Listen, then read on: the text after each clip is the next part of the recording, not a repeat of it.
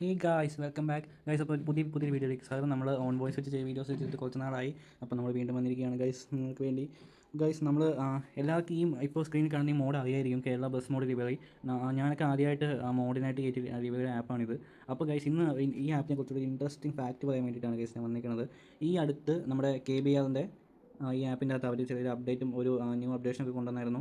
അപ്പം ഈ താഴെ തന്നെ നമുക്ക് കാണാൻ സാധിക്കും, exciting new traffic modes enjoy A more realistic driving experience കാണാൻ സാധിക്കും. വാട്സ് ന്യൂ എന്നുള്ളതിന് നേരെ താഴെ ഗൈസ്. അപ്പോൾ ഇതാണ് ഇതിനകത്ത് കാണിക്കുന്നത്. ഇത് ഓപ്പൺ ആയി കഴിഞ്ഞാൽ മുമ്പെയൊക്കെ അതിനകത്ത് ഫോൺസും അതേപോലെ തന്നെ നമ്മുടെ ബസ് ലിവറീസും കുറച്ച് ബസ് മോഡ്സ് മാത്രമേ ഉണ്ടായിരുന്നുള്ളൂ.